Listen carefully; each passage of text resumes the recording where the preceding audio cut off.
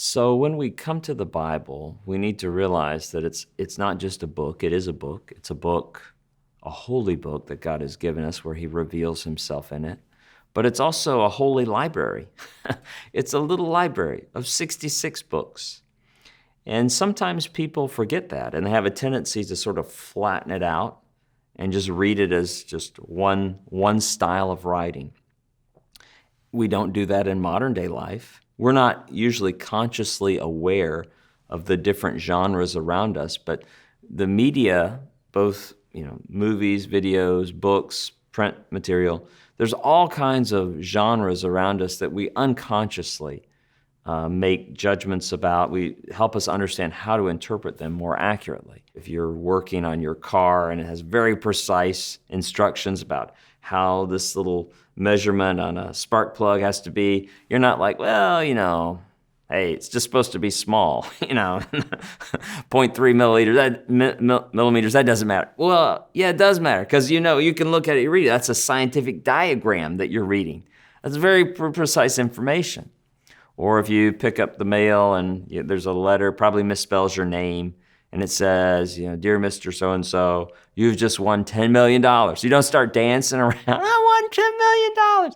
You understand, because the day we live in, the genre, that's an advertisement, that's a marketing technique. You really have not won $10 million. On the other hand, if you receive a letter with a red stamp on it, electricity be turned off. You're not like, they're just trying to get my money. It's an advertisement. You're like, whoa, someone didn't pay the bill.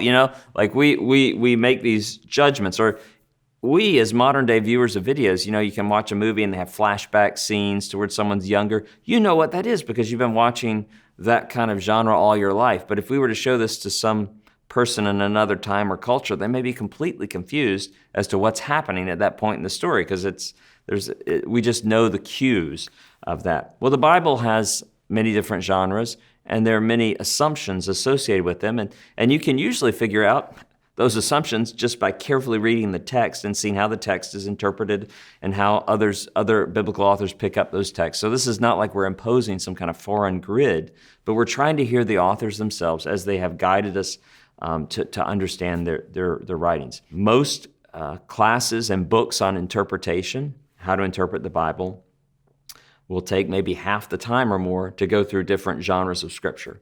So the idea that I could cover this comprehensively in a video is just impossible. But any decent biblical book on hermeneutics, and I'll just mention I have authored one. It's called 40 Questions About Interpreting the Bible.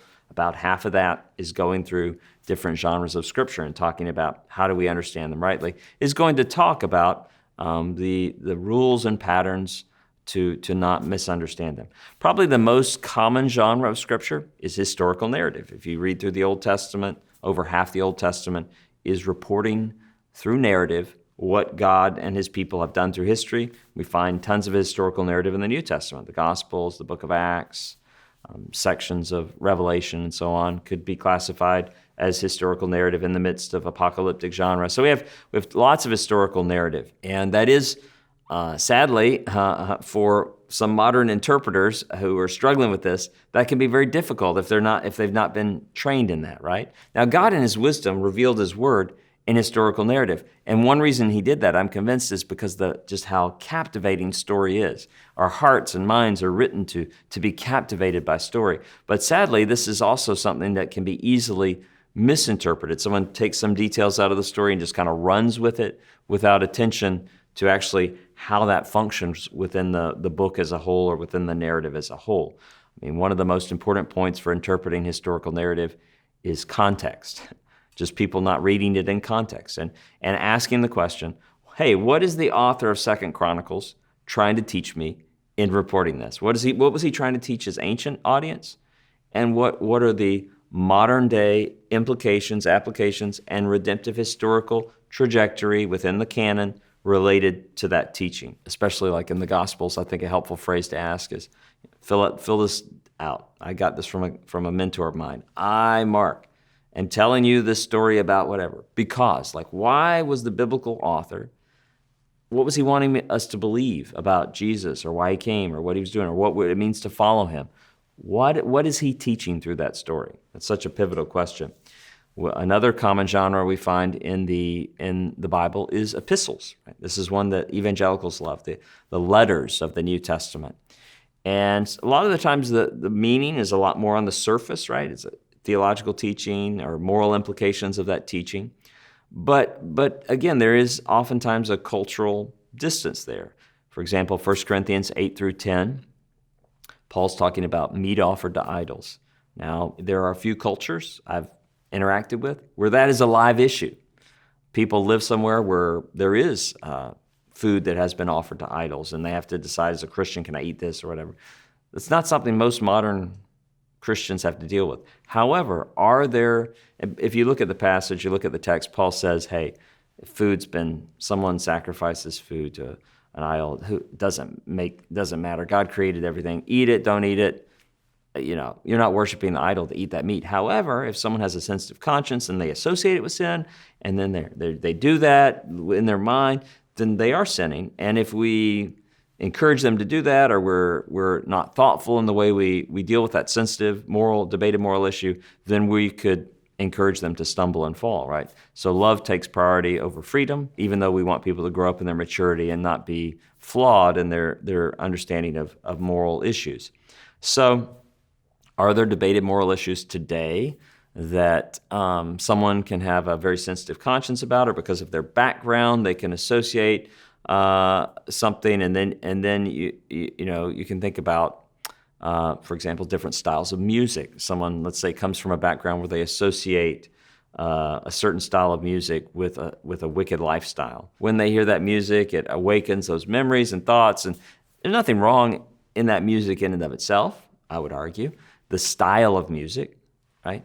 But that you could imagine a situation where a community would say, we're going to forego playing that song because brother so-and-so, not because it just offends them, they're like, I don't like that music, but because it's inciting them, it's eliciting, it's tempting them to think and do things that are sinful. And so we care more about our brother's walk with Jesus than we do about our freedom. And so it's reading epistolary literature sometimes is thinking about what in a modern day context is faithfully analogous to what the biblical authors teach. We want it to be faithful implications, not unrelated implications to that. There's so many other genres of Scripture, right? There's Psalms, there's prophecy, there's Proverbs, there's the apocalyptic, there's the book of Revelation and portions of Ezekiel and Daniel, where you have these visions and colors and to unveil what's really going on in the world and what is going to go on in the world. And maybe we'll just think about one other one, because there's not time to deal with all the different rules and patterns associated with these. Think about Proverbs. Someone can think, oh, Proverbs, those are promises from God, and they can run with that, and then they can end up being really confused or hurting other people. You say, well, how is that? Well, you say, in Proverbs it says, lazy hands make a man poor, but diligent hands bring wealth. So someone can take that, and then they can say, there's a poor guy. Look at that guy on the street. He must be lazy. Or, look at that wealthy guy. Well, he must be really diligent. Or maybe they work hard in their life and they end up in poverty, and they're like, I must be doing something wrong. I thought I was hardworking, but I'm living in poverty. But you have to realize there are lots of other proverbs about wealth and poverty too. It says a man's field may produce abundant crops, but injustice sweeps it away. You're like, well, so if you think about it, the Proverbs are many of them are very situational. They're describing what normally happens in life, in this world that we live in, through the lens of God's evaluation, His moral evaluation of that. But it doesn't give all the exceptions, and each one is not dealing with all the situations. It is true in this life that someone who is lazy usually will end up living in economic deprivation. It's not always true. Someone could be born into such immense wealth that they live wealthy all their lives lazily. It's also someone else can be just not diligent. They could buy a lottery ticket and win tons of money, right? That happens. Those are but we also see there are patterns where someone could work very hard, and then what they've worked for and all their wealth is swept away by by other people's injustice and wickedness. So what we need to realize is many times the Proverbs are situational, and that they are describing, and it takes wisdom, right, to know when to apply them. And if this situation is described by that proverb, or if there's another proverb that fits it better. And so I think that students, careful readers of the Bible, as we come to the different genres of Scripture and we begin to think more self-consciously about reading them faithfully, maybe a teacher or a book begins to get us, oh, wow, you think, I have thought about it like that. Is that really right to think that way when I'm reading the Psalms or the prophecy? I've had a tendency to do this. And then what that leads us to, I hope and pray, is to just be more careful and faithful readers of the Scriptures. So I've had someone ask me before, aren't you just importing a lot of man-made rules onto the Bible to talk about genres? And my response to that would be, no, we're not. What we're seeking to do when we talk about genre is to respect the inspired author and his assumptions and the literary conventions under which he wrote. We're wanting to hear him.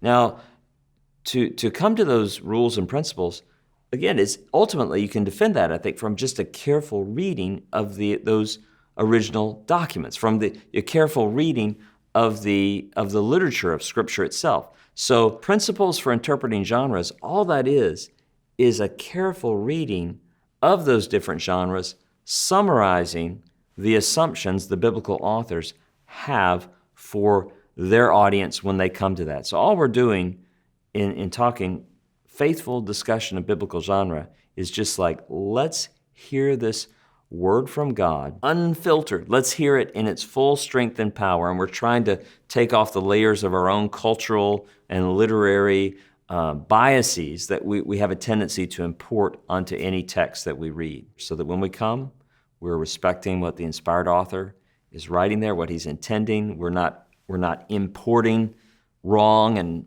different and modern assumptions to reading that revelation, but we're bowing the knee to the authority of Scripture when we read those genres faithfully as intended by the inspired authors. Thanks for watching Honest Answers. Don't forget to subscribe